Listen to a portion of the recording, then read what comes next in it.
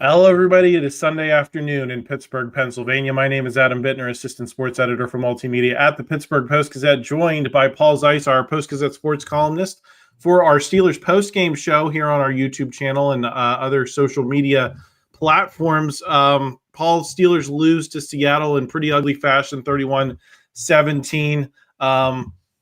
So many places I think we can start. There was the Kaleb Johnson gaffe. There was the offense looking horrific. There was the defense looking not much better. Obviously, the 31 points is a little deceptive because 7 of them were basically free for Seattle, but still not a great day for the defense, I don't think. We got a lot to sort through before we do.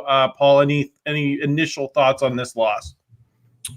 I think what's alarming to me is, to be honest, if Seattle wasn't one of the dumbest teams I think I've ever seen, this game would have been probably a lot even uglier. I know that the kickoff thing obviously gives you a touchdown that you don't account for, but the one touchdown the Steelers scored, Seattle had a 4th and inches and decides to run some kind of nonsensical play to have Sam Darnold do something stupid. Ball bounces up in the air and the Steelers get it. So I kind of cancel those two out. But there were 3 things that stood out. Number one, and this is the most important thing, they still can't stop the run. Number 2, Smith, Ejigma, and Cooper Kupp, they just basically did almost anything they wanted to do. And Sam Darnold, sort of did what Sam Darnold does. I mean, he had his moments where he looked like he was all world, but he turned it over a few times. But at the end of the day, the Steelers made the Seahawks look like one of the best teams, in the league. And that should be alarming on many levels. And I'm sure we're going to break it all down next. But to me, this didn't really feel like a fluke. Yeah, I agree, Paul. It was a full team effort today, despite the big gaffe by Kaleb Johnson, which I will talk about here in a second. Before we do, we just want to thank our sponsor for this episode of the podcast. It's Pella Windows and Doors. There's no better place to get new windows and doors installed in your home than Pella, who can help you save on energy costs year-round. Schedule a free in-home consultation with your local Pella Windows and Doors to find the right product for your home and budget. Give them a call at 866-593-1560 to discuss your project further. That's 866-593-1560 to get started planning on your new windows and doors installation with Pella Windows and Doors of Pittsburgh. Paul, I think we do have to start with Kaleb Johnson. I don't want to pile on the guy, but it was a massive gaffe. And I think they were saying, well, he's a rookie, he doesn't know the new kickoff rules in the NFL. I guess trying, on the broadcast to write it off that way. But, Paul, there's no form of football that I'm aware of that you can just let the kickoff sit, right? Am I if it's the same principle of an onside kick? If it goes 10 yards, it's a live ball for the kicking team. Well, here's the thing. If he's back there as your kickoff returner, I have to believe that at some point over the last 8 weeks or however long, just started training camp, Danny Smith and company basically went over the rules again, once or twice or maybe 3 times. So, yes, that's not an excuse at all. I think that was absolutely ridiculous gaffe. And the funny thing was, as it bounced past him, you could almost hear everybody in the stadium yelling for him to go get the ball. And, hey, that's a live ball. So pretty much 60,000 people knew what the rule was, but he didn't. It was ridiculous. I don't even know how that happens, to be honest. And it's funny because the next kickoff, it was Gainwell back there. So I'm not sure what that means for Kaleb Johnson long-term as a kickoff returner. Shades of Plexico Burress, Paul. I don't know if you remember that game against Jacksonville, his rookie year. They were down in Jacksonville. He catches the ball, goes down, gets angry because he didn't go further, spikes the ball. Jacksonville picks it up. But this was worse than that, Paul. That's always been like the all-time rookie gaffe, I think, for the Steelers. But this was worse. It led directly to 7 points. At least Plexico, the defense got to come out and try to stop him. I think this might take the cake on that play. And that pretty much was the game, wasn't it? I mean, that was like the they had just scored a touchdown or a field goal, right, to go up 17-14. And you're like, okay, the Steelers get the ball and they'll go right down and maybe they'll be able to kick a field goal or even take a lead with a touchdown. But you instantly give them 7 more points. You basically gave them 10 points in 2 plays. And in a game like this, with the way the Steelers offense was playing, a lot of guys that were in the press box brought up, I guess, way back, and I kind of can't remember all the details, but Barry Foster was involved in a similar play on a kickoff where he apparently let it roll and the other team got it. I couldn't really recall it completely, but similar type thing where you just kind of have your brain fog and you forget what the rules are. But that's a backbreaker, isn't it? I mean, to me, that's such a backbreaker when you are fighting your tails off in a game that's still a 3-point game. Every point is going to matter, and then you give up a touchdown like that. That's sort of very deflating. And then they made up for it by allowing Kenneth Gainwell to run in from 19 yards on 3rd and goal from the 19 or whatever it was. So just one of those days. But Adam, I don't know if I can say it was just a bad day at the office. I just don't know that I can say that, because what I saw was a team, and again, we're going to break all this down. I saw a team that can't protect their quarterback. Saw a team that doesn't run the football very well, which is an extension of not being able to protect your quarterback. Saw a team that still doesn't stop the run very well, and I saw a team that has a hard time covering any team that's going to have 2 or 3 good receivers. It could be a problem. Now, again, 2 games in, I guess we can say bad day at the office early in the season, but I don't know that some of these things are going to get fixed. Yeah, I would agree, Paul. I think the word that's in my mind is structural. These feel like structural failures that you saw today, because we saw them last week. They seem like issues and not just playing poorly. It seems like it's going to be hard for them to make things significantly better over the course of the season. That doesn't mean that they can't win games, and kind of be that team they've been for the last handful of years. But the team I saw today does not look like we're talking about 11, 12, 13 potential wins with Aaron Rodgers after last week. I don't see that team right now. Paul, let's talk about the passing game first, because I think it's a mess kind of in all facets. Rodgers missed throws today. The line missed a ton of blocks. He had guys in his lap all day. The receivers didn't seem to be open a whole lot. There were drops. There were bobbles. The Calvin Austin one in the end zone that leads to the first interception. Everyone in that passing game looked bad to me today, Paul. Who do you blame the most for how that group looked in your eyes? I still think it comes back to the protection. I mean, there were some plays where Aaron Rodgers, do you remember the big throw to Freiermuth, probably like 20 or something yards down the sideline or whatever it was? I don't know if you saw the aftermath of that play, but right when Aaron Rodgers let it go, I didn't think he was going to get up from it. He got hammered, right? He had another play where he was trying to hit, I think it was Metcalf down the field, and the guy yanked him from behind. He got hit a bunch of times. It was funny the one time where he scrambled out of the pocket, looked like he was going to run for a first down, and then we realized how slow he actually is because he got caught from behind. They just don't – they're not protecting him well, and they don't have a good pocket for him. And, obviously, ultimately, quarterback, the buck stops with him, and he's got to make some of the throws that he missed. But I'm going to tell you what, he is getting brutalized out there.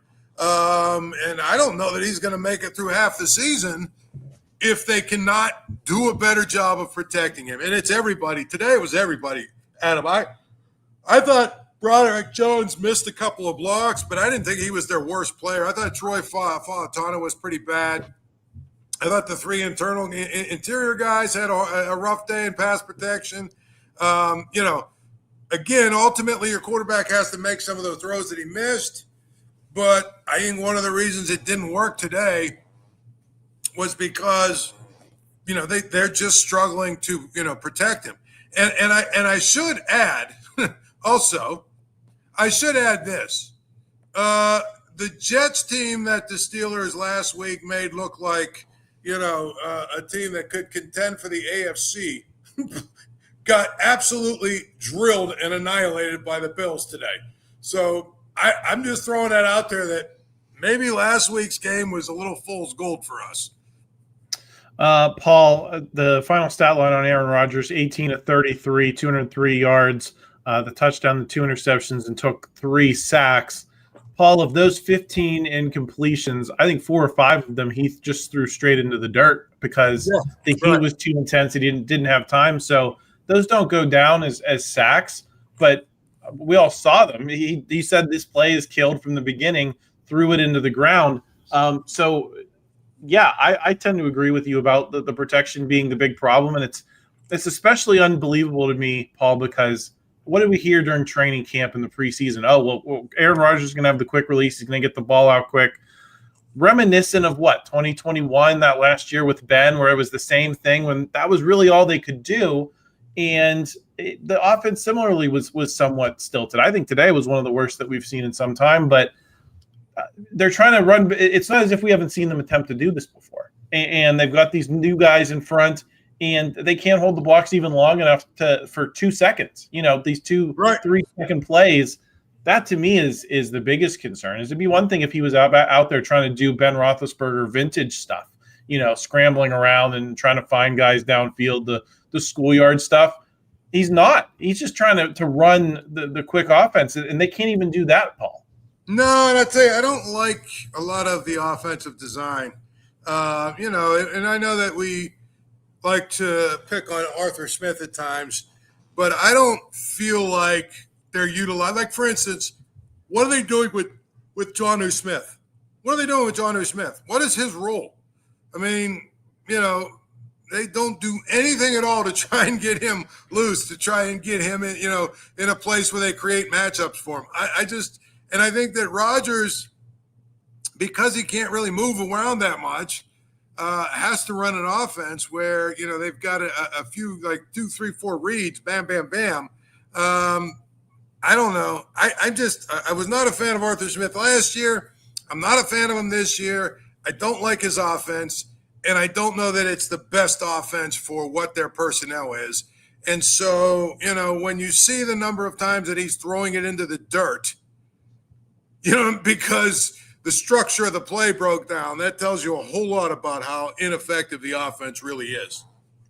Paul, DK Metcalf had a couple of drops early. I mentioned the Calvin Austin bobble in the end zone that leads to the interception. Those guys didn't paint themselves in glory today either. I'm not going to pin this game primarily on them. I think we've talked about the line and that being the main issue, but geez, you can't miss those plays either, especially within that volume over the course of the day. And Calvin Austin, it wasn't just the bobble. I think he had that one catch late. Let me pull up the box score here. He finished with 1 catch for 22 yards there at the end. Otherwise, basically invisible. And this has been the criticism of Calvin Austin for, as long as he's been in Pittsburgh, is that, yes, he's capable of having a nice game. You think about that Raiders game in Las Vegas. Was that a year ago or 2 years ago? You think of the game last week against the Jets. He has the ability to make plays in a game and have a nice game, but he does not seem to have the ability to string them together. So what was your view of how the receivers performed today, DK Metcalf included? Well, again, one of the things I would tell you is maybe we need to wait, at least one more week before we put Calvin Austin in the Pro Football Hall of Fame, because there were a lot of people last week who, after he had 4 catches, were insistent that all of us who were worried about the second receiver were idiots. Again, I need to see it over a 6, 7, 8 game period before I'm willing to concede that Calvin Austin and or Roman Wilson, who is he in a witness protection program, or I'm not sure what's going on with him either. We were told all preseason that he was going to be a factor and that he was going to do something, spectacular this year and everything else. He did have a catch today. They put him in mop-up time, but for the most part, if you look at what he did or what he's done, he's barely gotten on the field. So, to me, you've got Calvin Austin, who I still think, and, Adam, this is no disrespect, but I still think he's kind of a ham and egger. If he's your fourth option or maybe your third option, if you've got two really good ones, okay, it might be okay. But when he's your second option, I don't know if that's good enough. So DK Metcalf dropped a couple of passes. He needs to hold on to some balls and everything else for sure, but he makes up for it by some of the plays that he makes, and some of the things that he does. Now, I think the one thing we saw a little bit today, let me look at the targets real quick. The one thing I thought I saw today, maybe a little bit, and you can't really blame him, but it felt like Aaron Rodgers was targeting DK Metcalf, maybe even forcing it to him a little bit.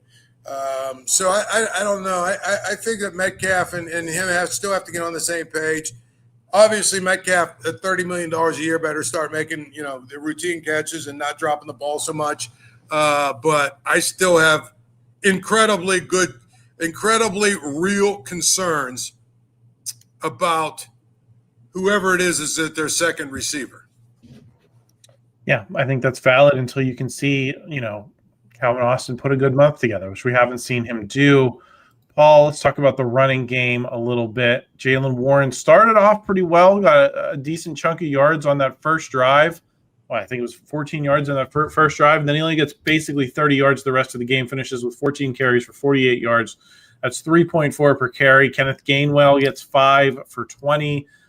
As a team, they rushed for 72 yards. We've talked a little bit about how, listen, this isn't exactly the game plan when you have Aaron Rodgers at quarterback to be the team that mashes the ball in the running game, but it was basically unavailable to them late in the game. And I think it contributed to setting up these third and longs where they have to pass protect longer, and then they can't pass protect longer. So you have to be able to put him in 3rd and 4s, 3rd and 5s, 3rd and 6s at the very least. And the running game did not do that with any consistency. Whether or not you're going to pile up 150 yards rushing, I don't know if that's a realistic expectation for these Steelers, but you got to be better than this, don't you, Paul?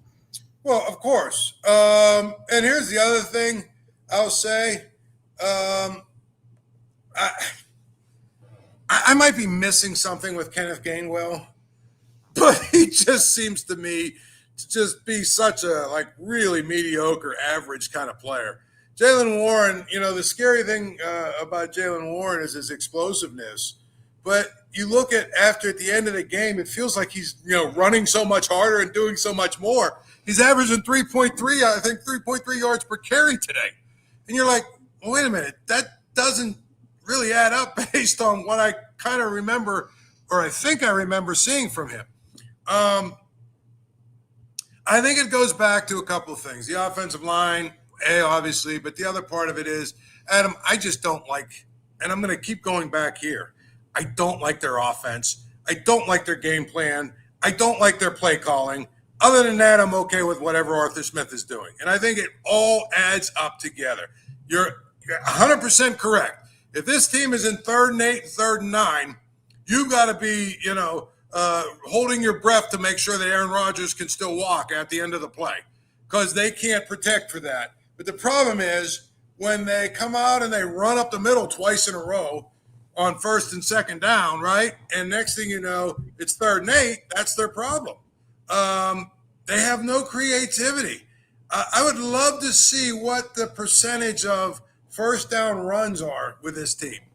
And I just think, I don't like how conservative sometimes the play calling is. I would like to see again, I'd like to sit and be a fly on the wall when they're in the tight end room. And this is what we're going to do with you, Jonne Smith, who is one of our big time acquisitions for the whole season, for the whole off season. This is what we're going to do for you, with you and for you. Because at the end of the day, I have no idea what they're trying to do with him. They've so far in 2 games, they've wasted him. Yeah, I mean, he did get a couple of conversions last week, Paul, and then scored the touchdown. So I thought he was good in short yardage last week, but today, you're right, he did seem lost within this offense. He had 4 catches, 27 yards. So the volume that you maybe were expecting for him was not there. and it hasn't been. And you have, to your point, Paul, you have these 3 tight ends. You have Freiermuth, Darnell Washington, Jonne Smith. We spend so much time talking about them, but we're 2 weeks in here, and yeah, they made a couple of big catches, but the passing game was bad, and they're not we talked about the tight ends last year as well in training camp. That's all you heard was how valuable these tight ends were, and how what's going to be Gronkowski like 2 point. We're not seeing that from this group, and that's not necessarily a criticism of them specifically, but I agree with you, Paul. It almost seems like there's too many cooks in the kitchen, and that Arthur Smith doesn't know how really to use them individually, or they're not finding enough situations to use them individually. Let's switch to the defense. Paul, obviously a ton to talk about there. Let's start with Jalen Ramsey, because I thought he was a pretty good personification of this unit today. Certainly had his moment with the interception, had that big pass breakup with another big booming hit. Also, just got torched a few times. Early on that first drive, he was several steps behind where he needed to be, and then that last deep pass by Seattle that sets up their touchdown to put them up 14, which effectively ended the game. Yeah. He was just beaten on that play. He's kind of reminding me of the whole defense. He's the microcosm of this defense right now. There's some good stuff, but it's not consistent enough for this unit to do what it needs to do. No, I mean, I think he obviously is a guy who is who made some big plays and did some good things, but those kind of plays that he got torched on. Sorry, you're QB1. You're the guy they brought in here to be QB1 or whatever. I'm sorry, CB1. They brought you in here to be CB1, and I'm sorry, you cannot get beat in that situation where the Steelers are trying to keep themselves within a touchdown and get the ball back. You can't get beat on, what was it, a 70-yard pass or whatever it was.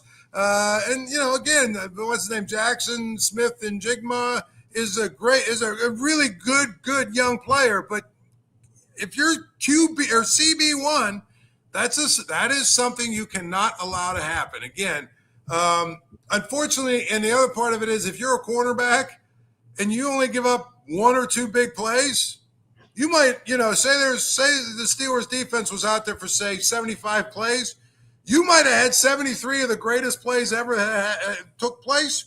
But those 2 plays that you miss, they are basically, the difference between winning and losing quite often, and that's why those guys make a lot of money. So to me, he's got to tighten some of these things up. I think we've seen why they brought him here and what he can be at times, but he's got to, he can't get beat like that. He can't get beat up on a couple of plays like that. I think Darius Slay is cooked. I don't know who else they have, but this guy he's done. He can't cover anybody. I think that if you look at, Joey Porter being hurt, obviously it hurt. I think also some injuries piled up. I mean, Alex Highsmith went out. Peyton Wilson went out for a couple of plays. I think they lost Isaiah Loudermilk. I mean, they lost a couple of guys. But the reality is, they made Sam Darnold at times look like he is, every bit of the incredible player that some people thought he was going to be coming out of USC, and that's not good. But here's to me the most troubling thing, Adam. Okay, cornerbacks are going to get beat every so often. You play great receivers, like I said, they might beat you once in a while. Here's the thing that honestly concerns me. I don't know, what are they combined? $40, $50 million guys. I'm talking about Watt, and I'm talking about Cam Heyward. 0 sacks, 0 tackles for loss. Cam Heyward did have a pass defensed. Watt had 2 quarterback hits. The only reason I knew the guy played is because he had 2 quarterback hits. Because to be honest with you, he did almost nothing in this game. And, a number of people on the chat were talking about how he looks a little bit slow. And some people, of course, he took the money and run. No, we've talked about it. Father Time undefeated. And when you've got that body type, you go downhill very quickly, especially as violent as he has played in his career. Now, I'm not saying he's cooked or he's done, but when these are your two of your highest paid players, I think they might even be your two highest paid players, or maybe Metcalf is in that category as well. But these are two of your highest paid players, and they're the stars of your defense.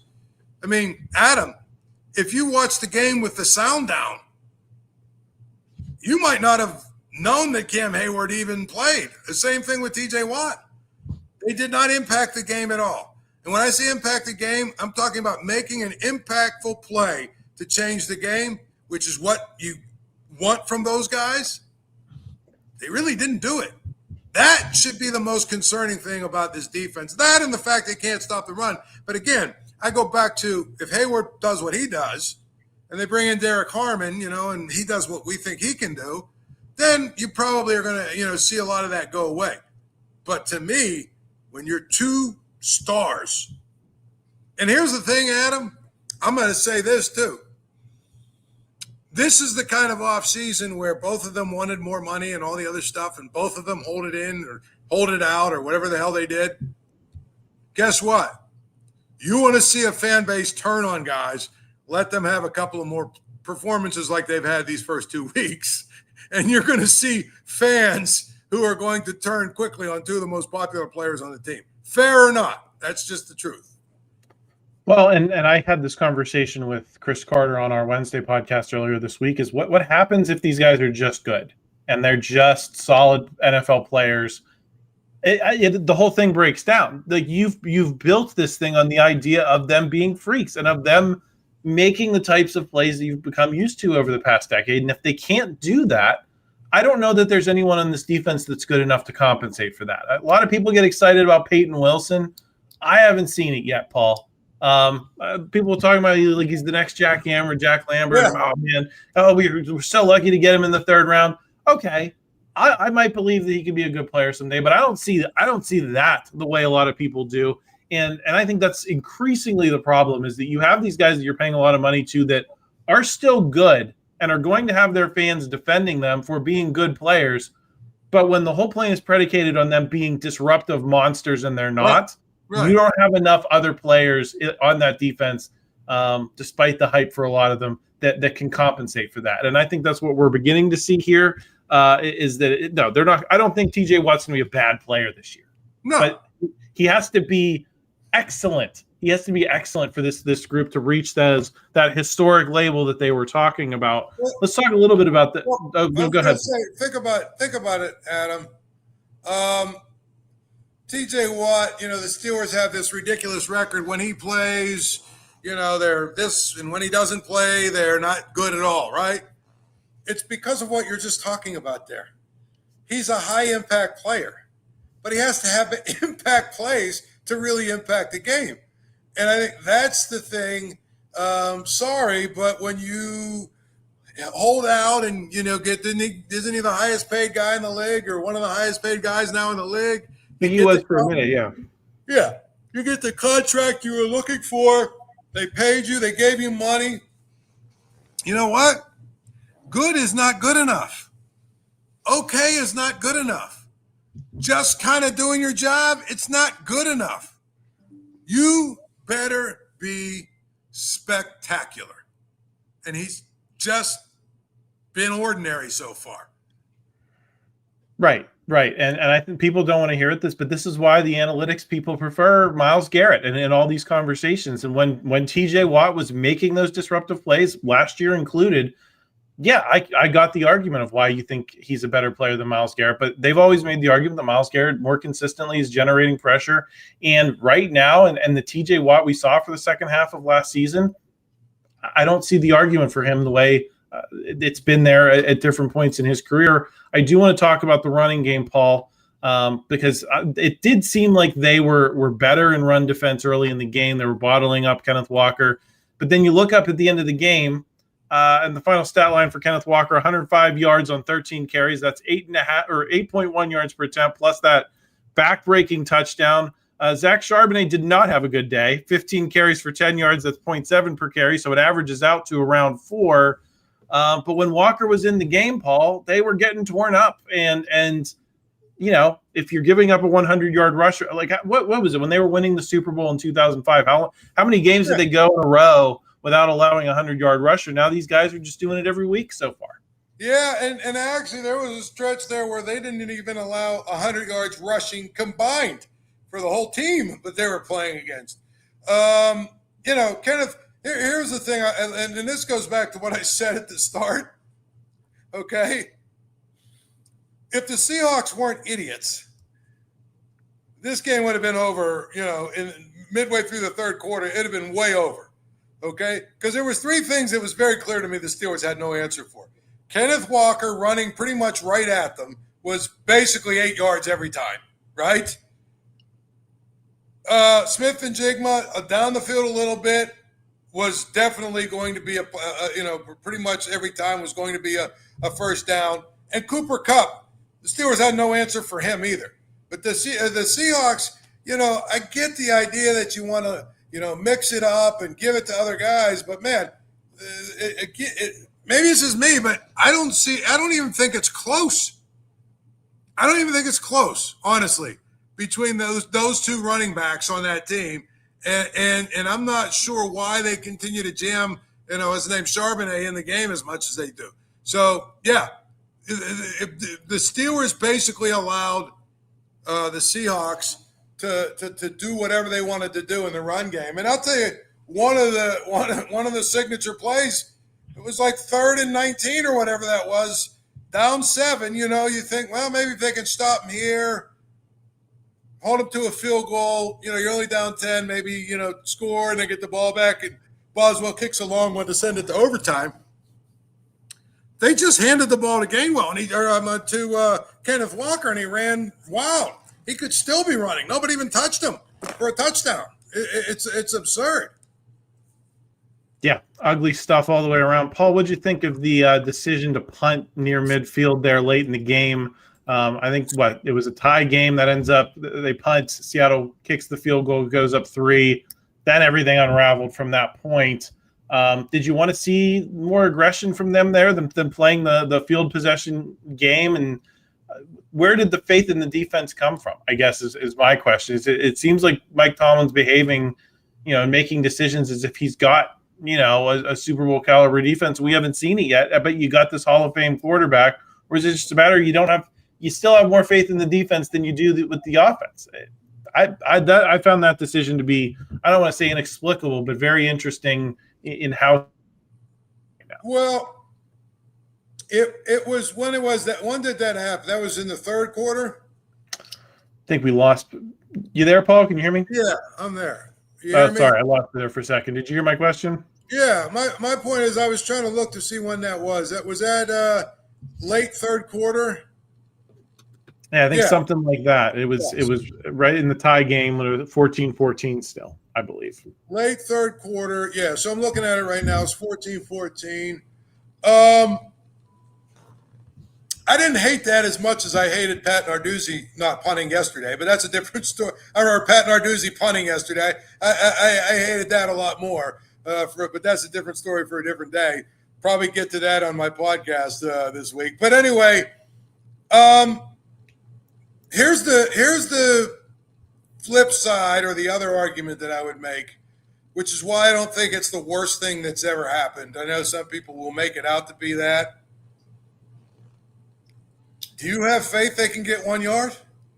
I mean, I don't know that I have enough faith in this team to believe that they can get 1 yard.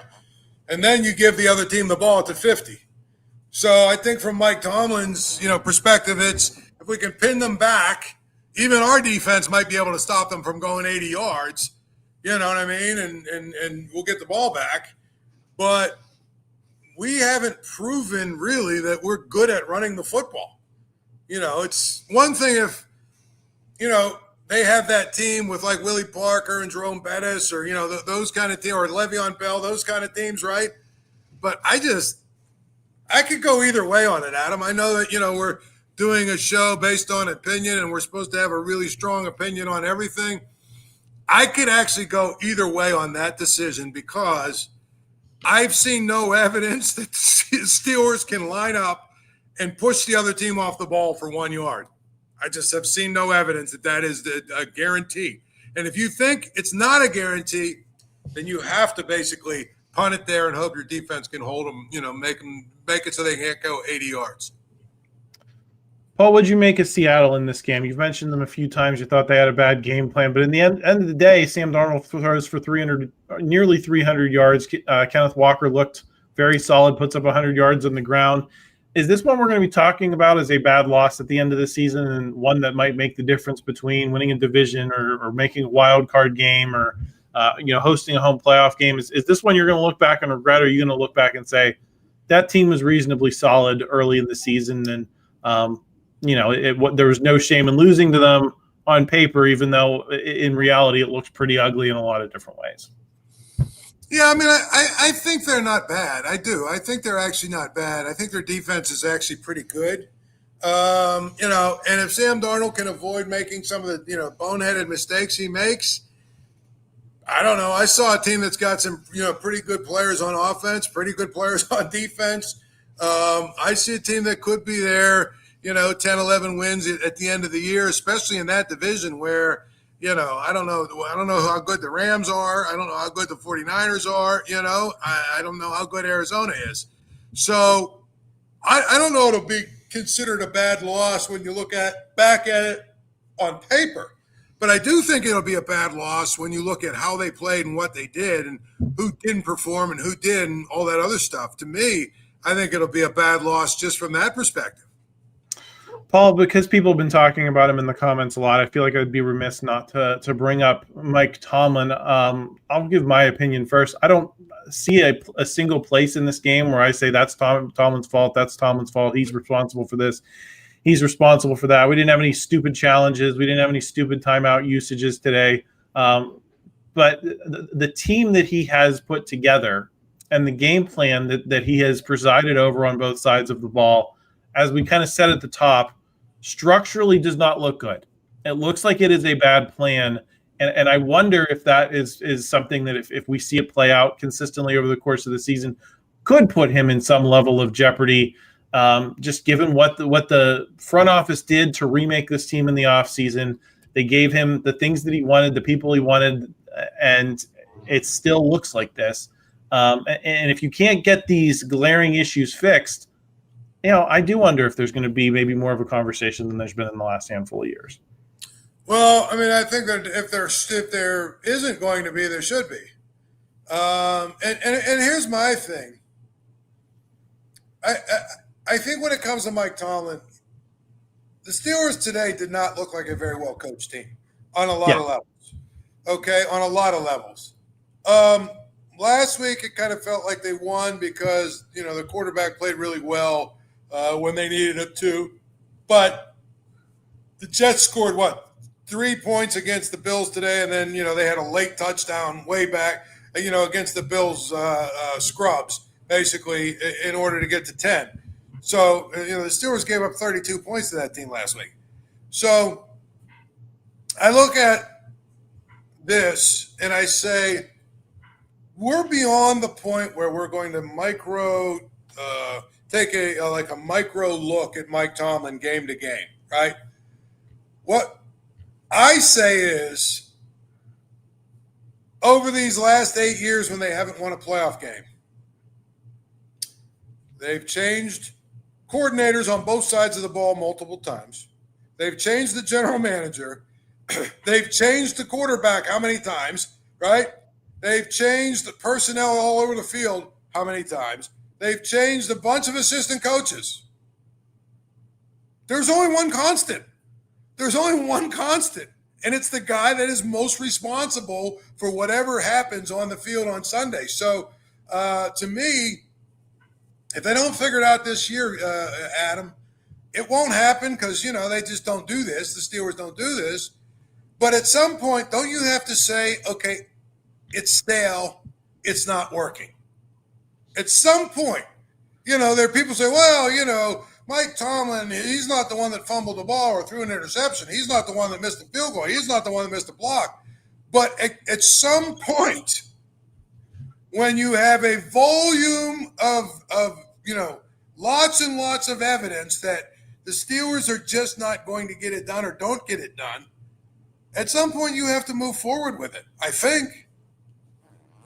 Yeah, I agree with you, Paul. I think the world where they outright fire Mike Tomlin at the end of the season would require, kind of an epic disaster. But, I remember a very mediocre season being what was, the end of Bill Cowher, and he wanted out, and they figured out how to do it, and the rest is kind of history there. I wonder if maybe a similarly muddled outcome is possible.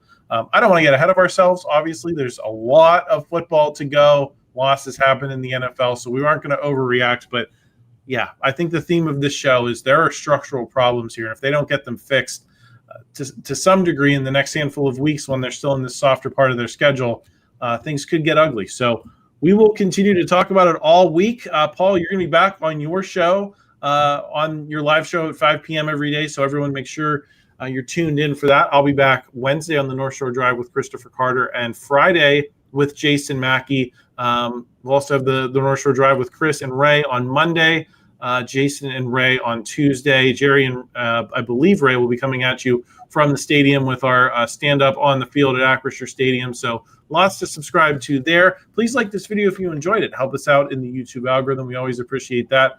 And we will plan to talk to you again next week.